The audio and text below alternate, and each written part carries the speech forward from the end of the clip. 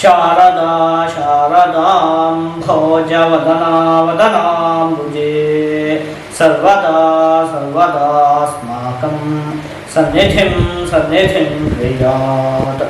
ಸಮಸ್ತ ವೀಕ್ಷಕರಿಗೂ ಕುಂಭರಾಶಿಯ ಜೂನ್ ತಿಂಗಳ ಮಾಸ ಭವಿಷ್ಯದ ಕಾರ್ಯಕ್ರಮಕ್ಕೆ ಸುಸ್ವಾಗತ.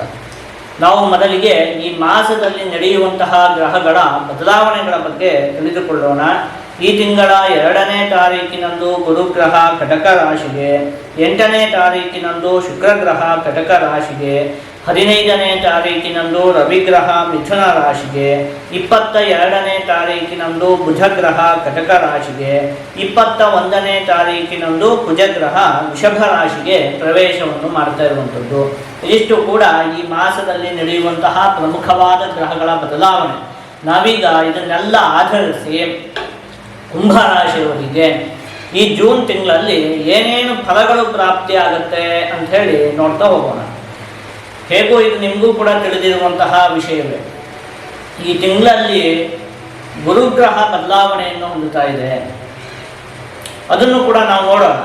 ಗುರುಗ್ರಹದಿಂದ ನಿಮಗೇನೇನು ಫಲಗಳು ಪ್ರಾಪ್ತಿಯಾಗುತ್ತೆ ಅಂತ ಹೇಳಿ ಒಂದೊಂದಾಗಿ ನೋಡ್ತಾ ಹೋಗೋಣ. ಮೊದಲನೇದಾಗಿ ಈ ತಿಂಗಳಲ್ಲಿ ಕುಜಗ್ರಹ ನಿಮಗೆ ತೃತೀಯ ಭಾವದಲ್ಲಿ ಸ್ಥಿರವಾಗಿರುತ್ತೆ, ಅದು ಕೂಡ ಸ್ವಕ್ಷೇತ್ರದಲ್ಲಿ. ಹಾಗಾಗಿ ಒಡ ಹುಟ್ಟಿದವರಿಂದ ನಿಮಗೆ ಒಂದಷ್ಟು ಲಾಭ ಅಂತ ಹೇಳುವಂಥದ್ದು ಉಂಟಾಗುತ್ತೆ. ನಿಮ್ಮ ಅಣ್ಣ ತಮ್ಮ ಇವರಿಂದೆಲ್ಲ ನಿಮಗೆ ಒಂದಷ್ಟು ಲಾಭ ಅಂತ ಹೇಳುವಂಥದ್ದು ಉಂಟಾಗುತ್ತೆ. ನೀವು ಮಾಡುವಂತಹ ಕೆಲಸ ಕಾರ್ಯಗಳಲ್ಲಿ ಅವರ ಸಂಪೂರ್ಣವಾದ ಸಹಕಾರ ಅಂತ ಹೇಳುವಂಥದ್ದು ನಿಮಗೆ ಪ್ರಾಪ್ತಿಯಾಗುತ್ತೆ. ಇನ್ನು ಈಗ ಹೇಗೋ ತಿಳಿದಿರುವಂಥದ್ದು ಗುರುಗ್ರಹ ಹೇಗೋ ಬದಲಾವಣೆಯನ್ನು ಹೊಂದುತ್ತಾ ಇದೆಯಲ್ಲ, ಇಲ್ಲಿವರೆಗೂ ಕೂಡ ಗುರುಗ್ರಹ ನಿಮಗೆ ಪಂಚಮ ಭಾವದಲ್ಲಿ ಸ್ಥಿತವಾಗಿತ್ತು ಈ ಹಿಂದೆ 1 ವರ್ಷಗಳ ಕಾಲ. ಈ ತಿಂಗಳ 2ನೇ ತಾರೀಕಿನಂದು ಅದು ಕಟಕ ರಾಶಿಗೆ ಪ್ರವೇಶವನ್ನು ಮಾಡುತ್ತೆ. ಇನ್ನು ಮುಂದೆ ಸಾಮಾನ್ಯ 1 ವರ್ಷಗಳ ಕಾಲ ಅದು ನಿಮಗೆ ಷಷ್ಠ ಭಾವದಲ್ಲಿ ಸ್ಥಿತವಾಗಿರುತ್ತೆ. ಹಾಗಾಗಿ ನಾವು ಈ ವಿಷಯವನ್ನು 2 ವಿಭಾಗ ಮಾಡಿಕೊಂಡು ತಿಳಿದುಕೊಳ್ಳೋಣ. ಮೊದಲನೇದು, ಇಲ್ಲಿವರೆಗೂ ಕೂಡ ಪಂಚಮ ಭಾವದಲ್ಲಿ ಇತ್ತಲ್ಲ, ಏನೇನು ಫಲಗಳು ಪ್ರಾಪ್ತಿ ಆಯಿತು ಅದನ್ನು ಮೊದಲು ನೋಡೋಣ. ಇನ್ನು ಮುಂದೆ ಅದು ಷಷ್ಠ ಭಾವದಲ್ಲಿ ಸ್ಥಿತವಾಗಿರುತ್ತಲ್ಲ, ಇನ್ನು ಮುಂದೆ 1 ವರ್ಷಗಳ ಕಾಲ ಏನೇನು ಫಲಗಳು ಪ್ರಾಪ್ತಿಯಾಗುತ್ತೆ ಅಂತ ಹೇಳಿ ಅದಾದ್ಮೇಲೆ ನೋಡೋಣ. ಮೊದಲು ಈ ಹಿಂದೆ 1 ವರ್ಷಗಳ ಕಾಲ ಅದು ನಿಮಗೆ ಪಂಚಮ ಭಾವದಲ್ಲಿ ಸ್ಥಿತವಾಗಿತ್ತು. ಹಾಗಾಗಿ ಈ ರೀತಿಯಾದಂತಹ ಫಲಗಳು ನಿಮಗೆ ಪ್ರಾಪ್ತಿ ಆಗಿದೆ. ಅಶ್ವೋಕ್ಷಾತ್ಮಜ ಹೇಮ ರತ್ನ ತರುಣಿ ವಾಸೋ ಗೃಹಾಪ್ತಿಸುತೆ ಅಂತ ಹೇಳಿರುವಂಥದ್ದು. ಈ ಹಿಂದೆ 1 ವರ್ಷದಲ್ಲಿ ವಾಹನಗಳ ವಿಚಾರದಲ್ಲಿ ನಿಮಗೆ ಒಂದಷ್ಟು ಅಭಿವೃದ್ಧಿ ಅನ್ನುವಂಥದ್ದು ಉಂಟಾಗಿದೆ. ಅಂದರೆ ಹೊಸ ವಾಹನವನ್ನು ತೆಗೆದುಕೊಂಡಿರುವಂಥದ್ದು ಇರಬಹುದು, ಅಥವಾ ವಾಹನಕ್ಕೆ ಸಂಬಂಧಪಟ್ಟಿರುವಂತಹ ಕೆಲಸವನ್ನು ಮಾಡುವಂತಹ ವ್ಯಕ್ತಿಗಳಿಗೂ ಕೂಡ ಅಭಿವೃದ್ಧಿ ಅನ್ನುವಂಥದ್ದು ಉಂಟಾಗಿದೆ ಈ ಹಿಂದೆ 1 ವರ್ಷದಲ್ಲಿ. ಜೊತೆಗೆ ಹಣಕಾಸಿನ ವಿಚಾರದಲ್ಲಿಯೂ ಕೂಡ ಒಂದಷ್ಟು ಅಭಿವೃದ್ಧಿ ಅನ್ನುವಂಥದ್ದು ಉಂಟಾಗಿದೆ. ಇನ್ನು ವಿವಾಹಾಪೇಕ್ಷಿಗಳಿಗೂ ಕೂಡ ಈ ಹಿಂದೆ 1 ವರ್ಷದಲ್ಲಿ ಅನೇಕ ಜನರಿಗೆ ವಿವಾಹ ಅಂತ ಹೇಳುವಂಥದ್ದು ಕೂಡ ಉಂಟಾಗಿದೆ. ಗೃಹಾಪ್ತಿ, ಭೂಮಿಯನ್ನು ತೆಗೆದುಕೊಳ್ಳುವಂಥದ್ದಿರಬಹುದು, ಅಥವಾ ಮನೆಯನ್ನು ಕಟ್ಟುವಂಥದ್ದಿರಬಹುದು, ಅಥವಾ ಕಟ್ಟಿರುವಂತಹ ಮನೆಯನ್ನು ತೆಗೆದುಕೊಳ್ಳುವಂಥದ್ದಿರಬಹುದು. ಇದಕ್ಕೆಲ್ಲ ನಿಮಗೆ ಅವಕಾಶ ಅಂತ ಹೇಳುವಂಥದ್ದು ಇತ್ತು ಈ ಹಿಂದೆ 1 ವರ್ಷದಲ್ಲಿ. ಈಗ ಹೇಳಿರುವಂತಹ ಒಂದಷ್ಟು ಫಲಗಳಾದರೂ ನಿಮಗೆ ಅನುಭವಕ್ಕೆ ಬಂದಿರುತ್ತೆ. ಯಾಕಂದರೆ ಹೋದ ವರ್ಷದಲ್ಲಿ ಉತ್ತಮವಾಗಿ ಗುರುಗ್ರಹ ಪಂಚಮ ಭಾವದಲ್ಲಿ ಒಳ್ಳೆ ಗುರುಬಲ ಎಲ್ಲ ಇತ್ತು.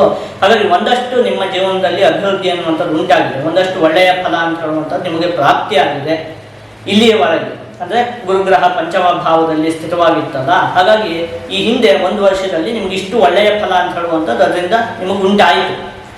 ಈಗ ಅದು ಈ ತಿಂಗಳಲ್ಲಿ ಷಷ್ಠ ಭಾವಕ್ಕೆ ಹೋಗ್ತಾ ಇರುವಂಥದ್ದು. ಇನ್ನು 1 ವರ್ಷಗಳ ಕಾಲ ಅದಲ್ಲಿರುತ್ತೆ. ಆ 1 ವರ್ಷದಲ್ಲಿ ಏನೇನು ಫಲಗಳು ಪ್ರಾಪ್ತಿಯಾಗುತ್ತೆ ಅದನ್ನು ನೋಡೋಣ.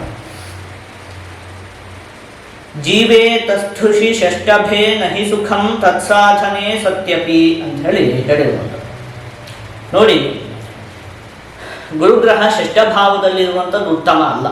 ಹಾಗಾಗಿ 1 ವರ್ಷಗಳ ಕಾಲ ನೀವು ಕೆಲವೊಂದು ವಿಚಾರಗಳಲ್ಲಿ ಒಂದು ಸ್ವಲ್ಪ ಜೋಪಾನವಾಗಿರಬೇಕಾಗುತ್ತೆ.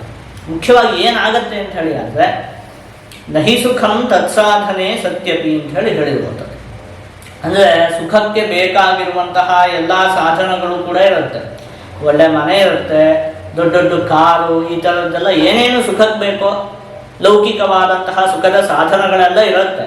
ಆದರೆ ಸುಖ ಒಂದು ಸಿಗೋದಿಲ್ಲ ಅಂತ ಹೇಳಿರುವಂಥದ್ದು. ಅಂದರೆ ಮನಸ್ಸಿಗೆ ನೆಮ್ಮದಿ ಅಂತ ಹೇಳುವಂಥದ್ದು ಇರುವುದಿಲ್ಲ ಅಂತ,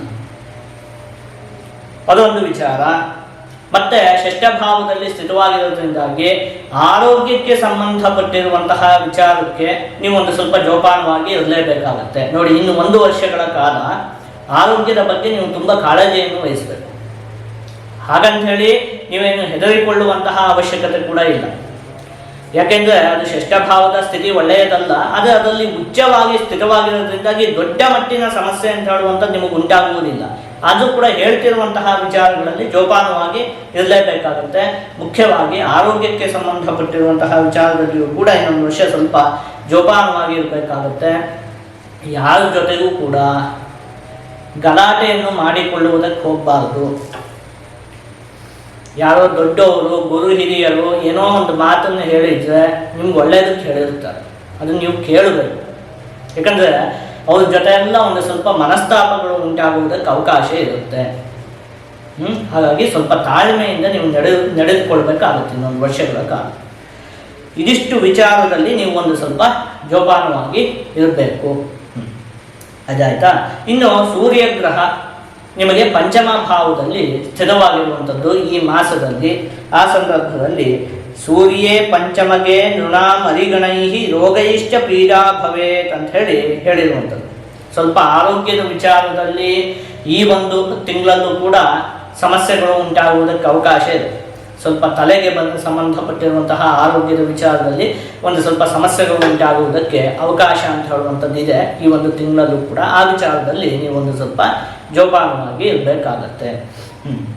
ಆದಷ್ಟು ಈ ತಿಂಗಳಲ್ಲಿ ನೀವು ಈಶ್ವರ ದೇವರ ಆರಾಧನೆಯನ್ನು ಮಾಡಬೇಕು. ಹೀಗೆ ಮಾಡಿದರೆ ನಿಮಗೆ ಯಾವುದೇ ಅಶುಭ ಫಲ ಅಂತ ಹೇಳುವಂಥದ್ದು ಪ್ರಾಪ್ತಿ ಆಗುವುದಿಲ್ಲ. ಜೊತೆಗೆ ಎಲ್ಲ ಶುಭ ಫಲಗಳು ಕೂಡ ಸಂಪೂರ್ಣವಾಗಿ ಪ್ರಾಪ್ತಿಯಾಗತ್ತೆ.